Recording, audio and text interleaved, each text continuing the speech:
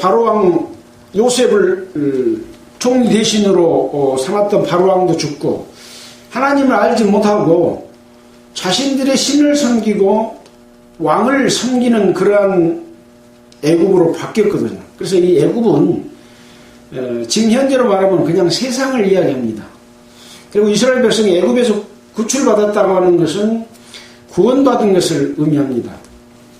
그래서 40년 동안 광야 생활을 거쳐서 가나안 땅에 들어가게 됐고, 가나안 땅에 들어가면은 이스라엘 백성들이 그냥 들어가는 순간 천국이 아니라 가나안 땅에 살고 있는 기존에 살고 있던 족속들을 다 물리치고 멸망시키고 그들이 섬기던 우상이나 신전이나 모든 것들을 전부 불태워 없애버려야 되는 그런 일을 계속해야 된다는 거죠. 그래서 사사기까지 그런 이스라엘 가나안 땅에서 이스라엘 백성들이 점령하는 역사를 기록했고, 어떤 자가 가나안 땅에 들어가서 살 수 있는지, 어떤 자들 가운데 하나님이 함께 하셔서 하나님의 능력으로 그들을 이길 수 있는지라고 하는 것을 알려주는 것으로 본다면, 이것은 우리가 예수 그리스도로 말미암아 구원받은 우리 자기 자신이 원래 애국과 같았던 우리의 육신의 모든 요구들을 성령이 오셔서 우리 육체 전체를 성령의 인도하신 가운데로 하나님이 함께 할 수 있는 곳으로 바꿔가는 것과 같은 것이죠. 그러니까 이스라엘 백성들을 보면서 내 자신을 살펴보라는 그런 의미가 있는 겁니다. 그래서 이스라엘 백성들은 그 하나님의 능력과 기사와 이적들을 봐왔지만 하나님은 눈에 보이지 않기 때문에 하나님을 잊어버리고 눈에 보이는 것을 쫓아서 살고 그동안에 섬겼던 육신을 섬기고 우상을 섬기는 이러한 쪽으로 살아왔기 때문에 늘 하나님은 그들을 버렸고 또 돌이키면 다시 사사를 보내서 이렇게 그들로부터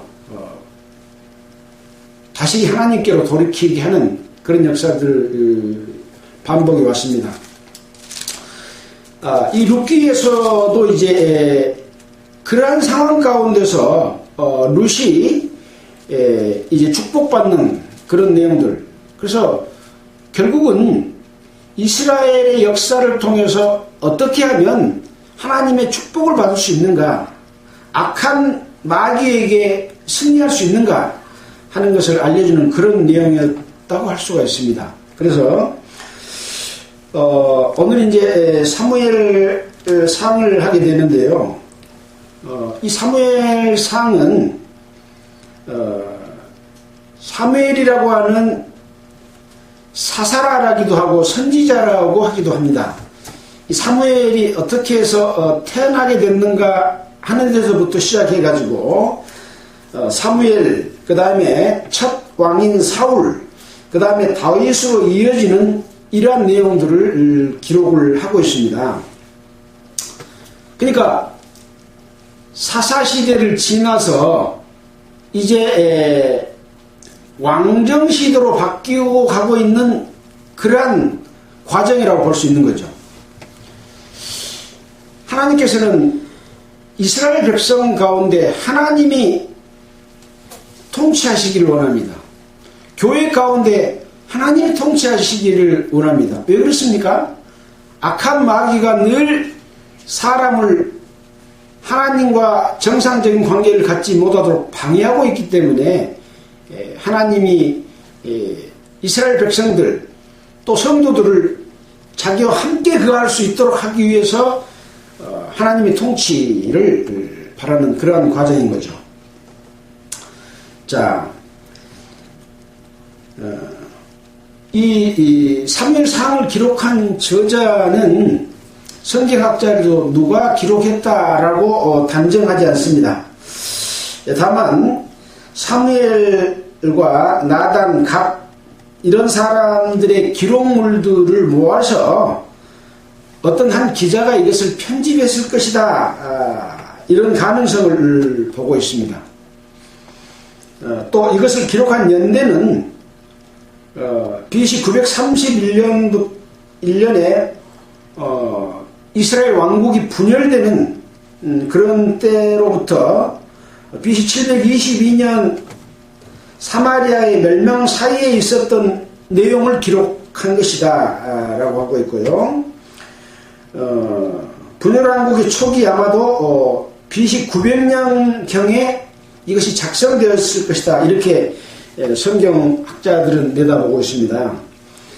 이 내용은 아까도 말씀드렸다시피 사무엘의 출생부터 사울이 죽기까지 94년간의 기간을 이 사무엘 상에서 다루고 있습니다. 이 책의 대부분은 사울과 다윗이 반복해서 싸웠던 블레셋과의 충돌을 다루고 있습니다. 어떨 때 충돌이 일어납니까? 이스라엘 백성들이 하나님과 함께하지 못했을 때는 늘 가나안 족속, 원래 살았던 족속들, 그리고 창세기에서부터 내려오는 하나님 편에 있는 사람과 하나님의 뜻을 떠난 사람들이 늘 하나님의 백성들을 괴롭히고 시험하는 그런 일들을 반복해 왔던 거죠. 자, 그런 역사들이 기록되어 있습니다. 그래서 오늘은 사무엘상을 쭉 읽어가면서 그 내용이 어떠한 것인가, 우리가 무엇을 배워야 되는가 하는 것들을 한번 살펴보도록 하겠습니다. 사무엘상 1장입니다. 에브라임 산지 라마다임 소빔에 에브라임 사람 엘가나라가 하는 자가 있으니 그는 여로보암의 아들이요 엘리유의 손자요 도의 증손이요 수업의 현손이더라. 그에게 두 아내가 있으니 하나의 이름은 한나요 하나의 이름은 분인나라. 분인나는 자식이 있고 한나는 무자하였더라. 그러니까 에브라임 산지 여기 라마다임 소빔이라고 되어 있는데 라마의 원래 지명입니다. 라마라고 하는 지역이 원래 지역 이름이고 아리마데라고도 부릅니다. 아리마데 요셉이라는 말이 또 신약에 나오잖아요. 그 아리마데라고도 부르는 지역입니다. 이 에브라임 사람 엘가나라고 하는 사람에 대해서 지금 그 가정의 환경을 지금 이야기를 해주고 있습니다. 이 엘가나는 그러니까 유대인으로서 지금 이 에브라임에 살고 있는 사람인 거죠. 근데 그에게 두 아내가 있었다 그랬습니다. 하나의 이름은 한나요, 하나의 이름은 분인나다. 원래 하나님께서는 우리 창세기에 있는 것처럼 두 사람이 아담과 하와가 짝을 짓고 한 몸을 이룰지니라 라고 있어서 한 아내를 두는 것이 원래 하나님의 뜻입니다. 그러나 여기 보면 두 아내를 두었다 하는 것도 어떻게 보면 하나님의 뜻과 합치하지 않는 그런 가정 상황이라고 볼 수 있고, 근데 두 아내 중에 한 사람은 이제 아들이 있고 또 한 사람은 아들이 없는 그런 상황인 거죠. 이 사람이 엘가나라고 하는 사람이 이제 매년에 자기 성읍에 나와서 실로에 올라가서 만군의 여호와께 경배하며 제사를 드렸는데 엘리의 두 아들 홈니와 비나스가 여호와의 제사장으로 거기 있었더라. 이스라엘 백성이기 때문에 매년 실로는 하나님의 성전 법궤가 있는 곳이잖아요. 그곳에 올라가서 제사를 드리는데, 원래 이 매년 드리는 이 제사는 출애굽기에 보면 매년 세 차례 절기를 지켜라 해가지고 6월절, 맥주절, 수장절을 지키라고 되어 있고 또 무교절, 칠칠절, 초막절을 지키라 이런 내용들이 기록이 되어 있습니다. 그래서 매년 이렇게 성소에 올라가서 제사를 지내는 그런 상황인 거죠. 그때 그 제사장은 홈리와 비느하스라고 되어 있는데 여기 비느하스는 아론과 엘레아살의 아들 비느하스가 아닌 비느하스입니다. 그래서 저기 있는 제사장도 아론의 그 아들로서의 제사장은 아닌 거죠. 엘가나가 제사를 드리는 날에 제물의 분깃을 그 안에 분인나와 그 모든 자녀에게 주고, 그러니까 아마 이 제사는 아마 화목제를 드리는 제사 또 서원제를 드리는 제사라고 생각이 듭니다. 그래서 이제 그 제물들을 분인나인 마누라에게도 주고 그 모든 자녀에게도 줬다. 근데 한나에게는 그 분인나보다도 배나 더 많이 주어서 이제 화목제를 드리고 나면 그 제물을 또 먹지 않아요. 아마 그런 그 제물을 주는 데 있어서 그런 내용을 이 한나에게는 더 많이 줬는데 이는 그를 사랑하기 때문이다. 그러나 여호와께서 이 한나에게는 성태치 못하게 했다. 아이를 배지 못하도록 그렇게 해서 여호와께서 그로 성태치 못하게 하심으로 그 대적 분인나가 그를 심히 격동하여 번민케 하더라. 이스라엘 백성이 축복받는 것은 아내를 통하여 자식을 많이 낳는 것을 축복으로 보잖아요. 근데 한나는 자식이 없었기 때문에 아들을 많이 낳은 분인나로부터 늘 이렇게 구박을 받고 격동하게 하는, 화를 나게 하는 그런 상황이었습니다. 그래서 한나가 울고 먹지 아니하니 그 남편 엘가나가 그에게 이르되 한나여 어찌하여 울며 어찌하여 먹지 아니하며 어찌하여 그대의 마음이 슬프뇨. 내가 그대에게 10 아들보다 낫지 아니하냐. 내가 있으니 10 아들이 있는 분인나보다 낫지 않느냐. 이렇게 이제 위로를 합니다.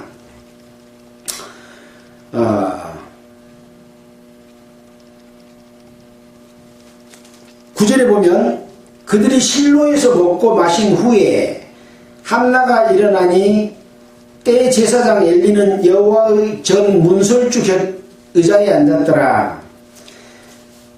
한나가 마음이 괴로워서 여호와께 기도하고 통곡하여 하며 서원하여 가로되 만군의 여호와여 만일 주의 여종의 고통을 돌아보시고 나를 생각하시고 주의 여종을 잊지 아니하사 아들을 주시면 내가 그의 평생의 그를 여호와께 드리고 삭도를 그 머리에 대지 아니하겠나이다. 그러니까 한나가 이 여호와께 기도하고 통곡하고 서원하면서 아들을 주면 내가 그를 평생에 이 아들을 하나님한테 드리고 그 머리에 삭도를 대지 않겠다.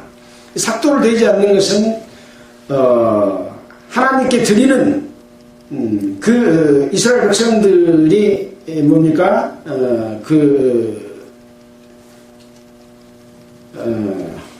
생각이 안 나는데요. 하나님께 드림이 되는 그런 절차에 삭도를 대지 않는 그런 것입니다. 그래서 이제 그가 여호와 앞에 오래 기도하는 동안 엘리가 이제 옆에서 그것을 듣고 그의 입을 주목한즉 한나가 속으로 말하며 입술만 동하고 음성은 들리지 않았기 때문에 한나가 취한 줄로 생각을 했습니다. 그래서 엘리가 그에게 네가 어찌하여 취하여 있겠느냐 포도주를 끊으라. 그러니까 이제 통성으로 소리내서 기도를 한 것이 아니라 옆에 사람이 듣지 못하는 그러한 그 입술만 떨리는 속으로 하는 기도. 그러나 이제 좀 울려서 나왔겠죠. 그러니까 술 취한 줄 알고 그렇게 이야기하니까 한나가 대답합니다. 나의 주여, 그렇지 않습니다. 나는 마음이 슬픈 여자라 포도주나 독주를 마신 것이 아니고 여호와 앞에 나의 심정을 토하는 것뿐이오니 당신의 여정을 악한 자로 여기지 마십시오 라고 말을 하면서, 내가 지금까지 말한 것은 나의 원통함과 격동됨이 많음을 인함입니다 라고 말을 합니다. 엘리가 이제 이 한나에게 평안히 가라, 이스라엘 하나님이 너의 기도하여 구한 것을 허락해 주길 원한다 라는 이 엘리가 축복을 하게 됩니다. 그래서 18절에 보면 가로되 당신의 여종이 당신께 은혜 입기를 원하나이다 하고 가서 먹고 얼굴에 다시 수색이 없으니라. 한나가 하나님 앞에 하는 이 기도를 듣고 이제 엘리 제사장이 축복하게 되고, 그 축복을 듣고 이제 당신께 은혜를 입기를 원한다 라고 하는 것은 이 엘리의 그 축복을 통해서 하나님께 은혜 입기를 원하는 그런 마음인 거죠. 그러니까 그 뒤에 가서 먹고 얼굴에 다시 수색이 없었다. 아까는 음식을 먹었습니까? 먹지 않았습니까? 8절에 보면 한나야 어찌하여 울며 어찌하여 먹지 아니하며 어찌하여 그대의 마음이 슬프뇨. 다른 사람들은 화목제사를 드리고 양을 잡아서 그 음식을 먹고 나누는데, 한나는 그때는 먹지 않고 자기 그동안에 아들이 없어서 분인나에게 여러가지 구박과 고통을 당했던 것을 이제 하나님 앞에 기도하면서 아들을 주시면 내가 그 아들을 하나님 앞에 드리겠습니다 하고 서원하고 이제 제사장의 축복을 받고는 음식을 먹고 얼굴에 다시는 수색이 없었다 라고 지금 이제 기록을 하고 있습니다.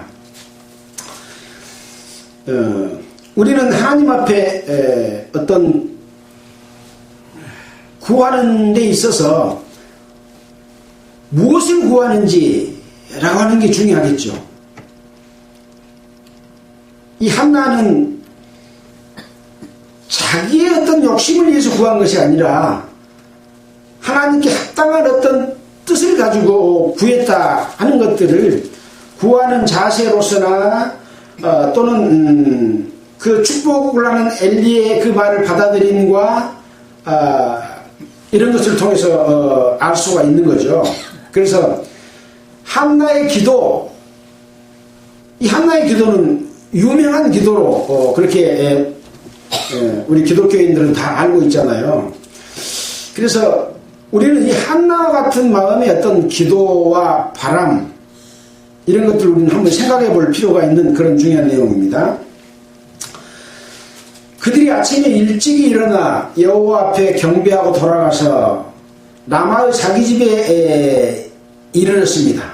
그래서 엘가나가 그 아내 한나와 동침함에 여호와께서 그를 생각하신지라, 한나를 생각하신지라, 한나가 잉태하고 때가 이름에 아들을 낳아 이름을 사무엘이라고 지었습니다.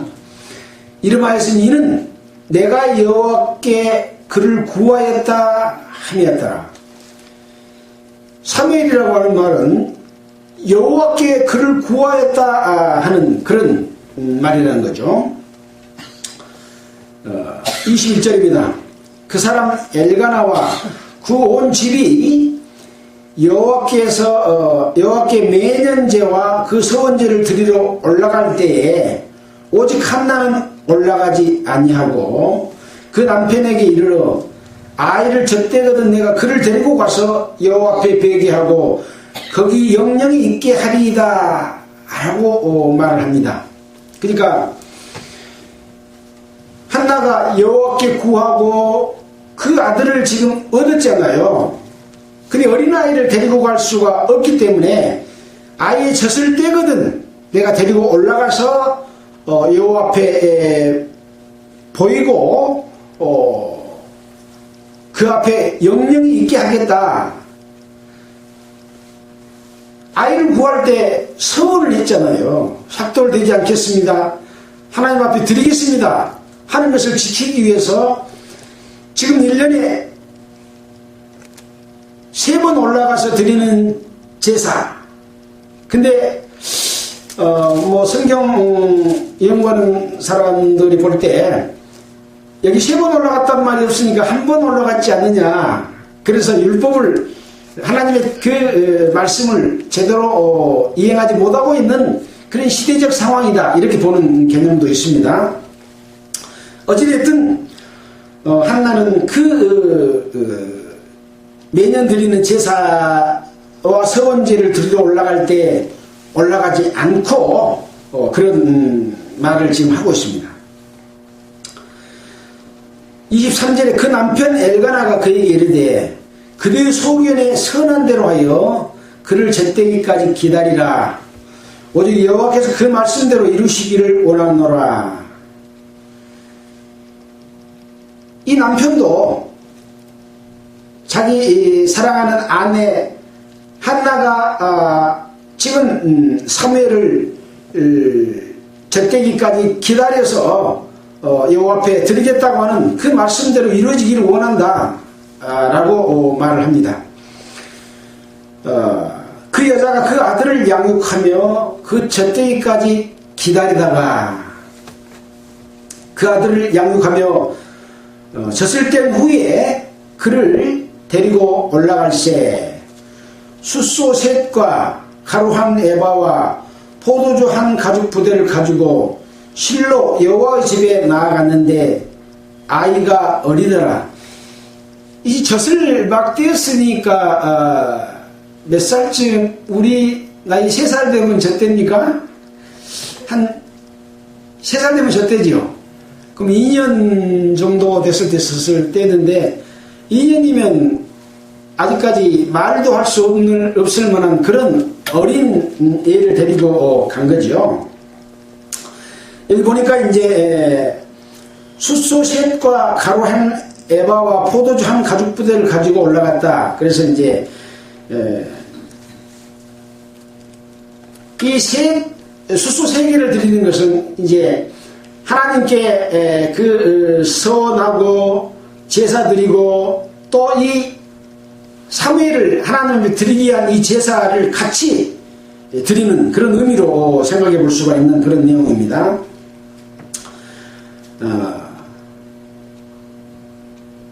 25절입니다. 그들이 숫소를 잡고 아이를 데리고 엘리에게 가서, 엘리는 아까 제사장이라 그랬죠. 한나가 가로되 나의 주여 당신의 사심으로 맹세하나이다. 나는 여기서 나의 주 당신 곁에 서서 여호와께 기도하던 여자라. 이 아이를 위하여 내가 기도하였더니 여호와께서 나에 구하여 기도한 바를 허락하신지라. 그러므로 나도 그를 여호와께 드리고 드리되 그의 평생을 여호와께 드리나이다 하고 그 아이는 거기서 여호와께 경배하니라. 이제 한나가 사무엘을 여호와께 드리는 그런 서원을 거기서 하고 드리게 됩니다. 이 어린아이를 여호와께 드리는 그런 일에 대해서는 성경에 여러 군데 많이 나오잖아요. 아브라함이 이삭의 아내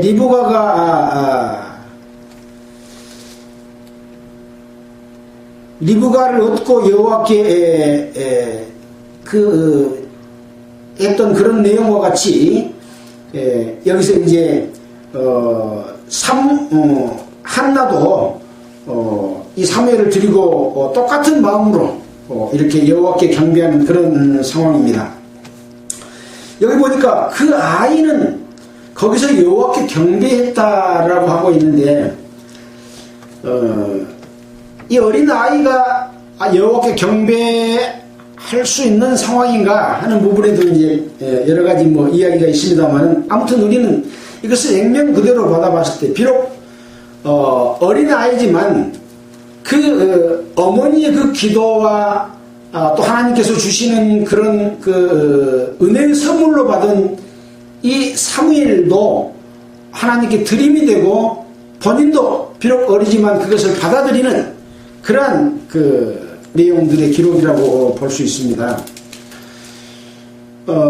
이제 그 어린애들을 보면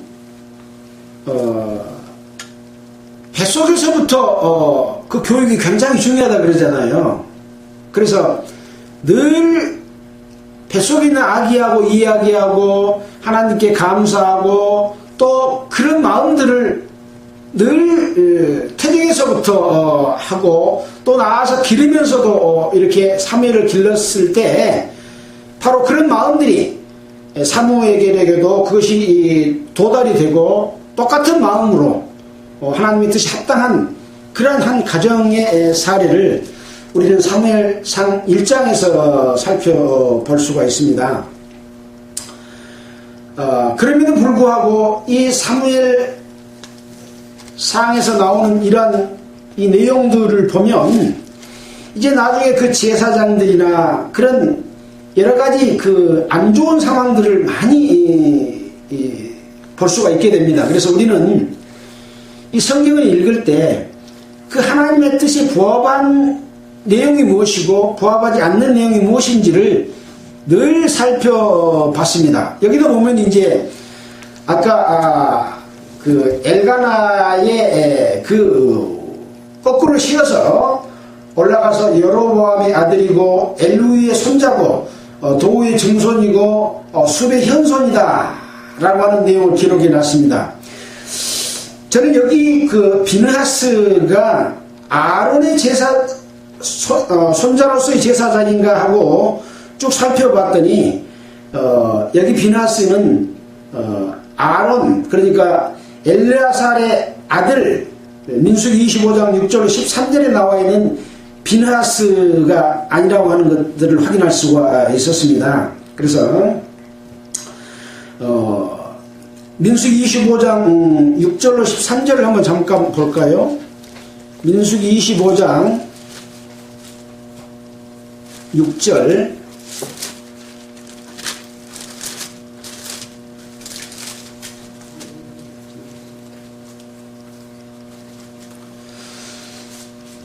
이스라엘 자손의 온 회중이 회막문에서 올 때 이스라엘 자손 한 사람이 모세와 온 회중의 목전에 미디안의 한 여인을 데리고 그 형제에게로 온지라.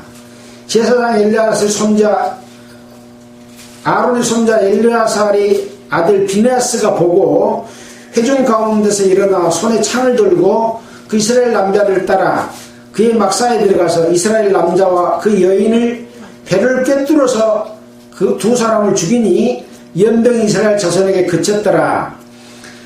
이 비느하스는 이스라엘 백성들이 발람과 발락에 의해서 발람 선지자가 발락에게 어떻게 하면 이스라엘을 멸망시킬 수 있다고 하는 내용을 알려줘 가지고 시딤에서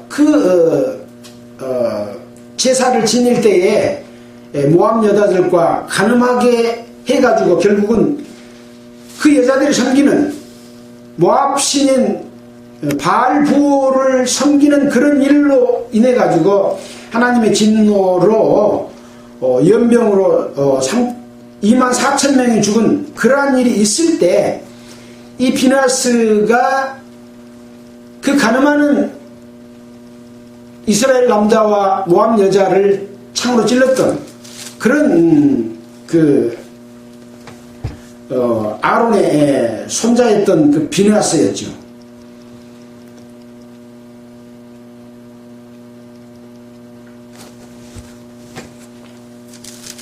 이제 뒤에 보면 이 비느하스와 홈리가 하나님의 뜻을 어기는 그런 내용이 있어서 나중에 이해하기 쉽게 해서 미리 말씀을 좀 드렸습니다.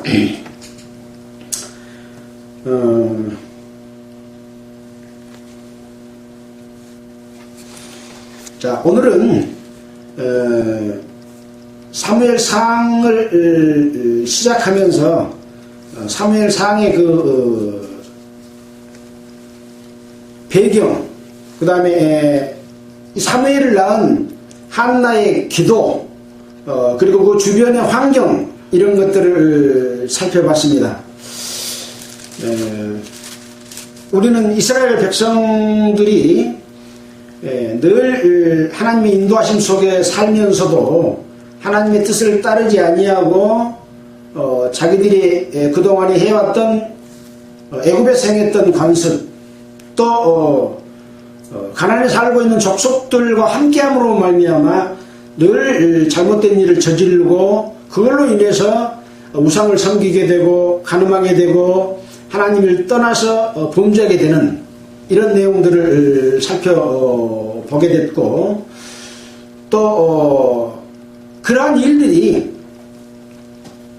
그때로 끝난 일이 아니라 마귀의 역사는 계속해서 이제 사무엘상에서부터 말라기까지 이스라엘 백성의 역사 속에서 어떻게 활동하는가 하는 것들을 보게 될 겁니다.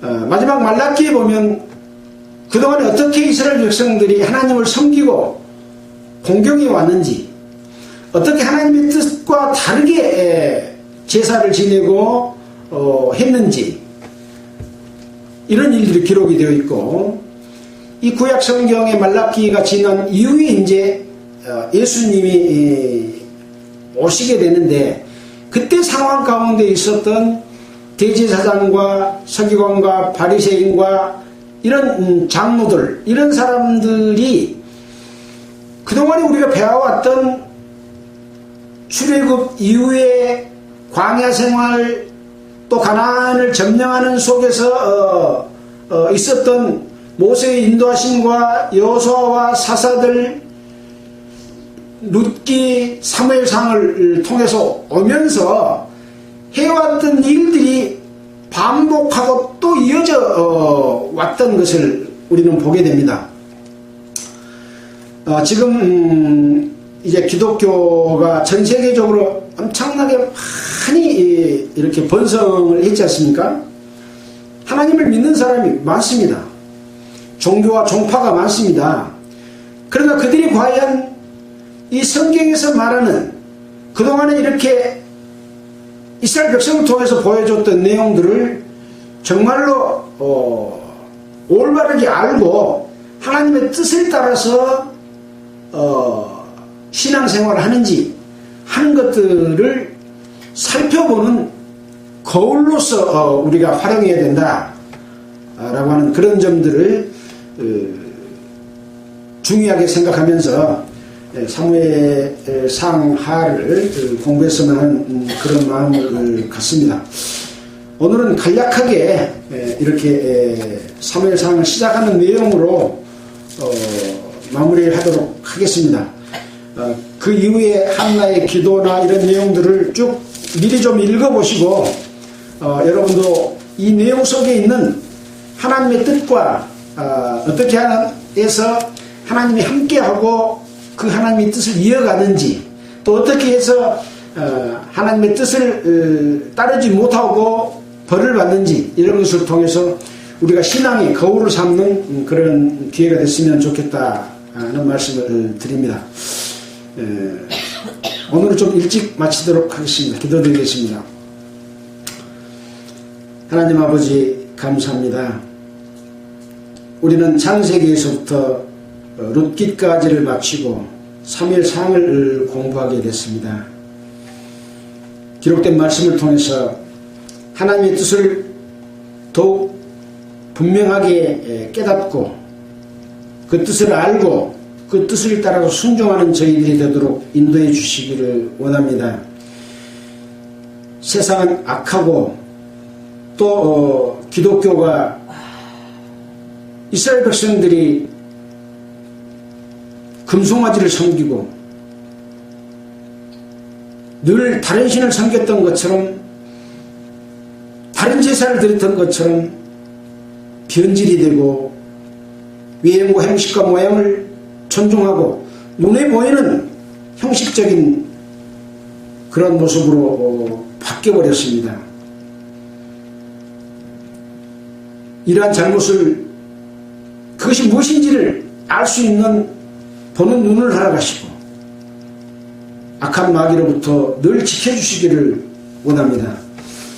말씀을 듣는 모든 성도들이 주님의 합당한 뜻 가운데서 주님이 원하는 그 속에서 함께 거하고 살고 영광 가운데 이룰 수 있도록 주님 인도하여 주시옵소서. 이 모든 말씀을 우리를 구원해 주신 예수님 이름으로 기도드렸습니다. 네, 찬송가는 204장입니다. 204장 찬송하겠습니다.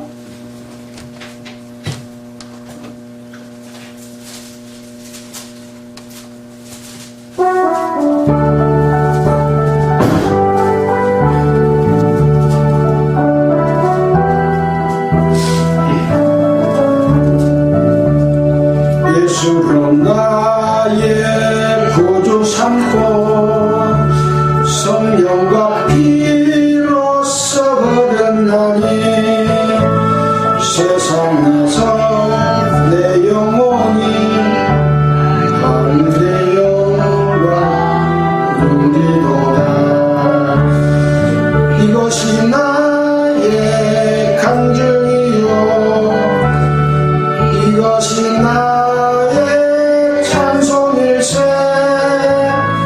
나 사는 동안 끊임없이 구주를 찬송하리로다. 온전히 주께 맡긴네요. 사랑의 음성을 듣는 중에 전사를 왕래하는 것과 하늘의 영광 보리로다. 이것이 나의 간증이요 이것이 나의 찬송일세. 나 사는 동안 끊임없이 구주를 찬송하리로다. 주 안에 기쁨 누림으로 마음의 풍랑이 잔잔하니 세상과 나는 간 곳 없고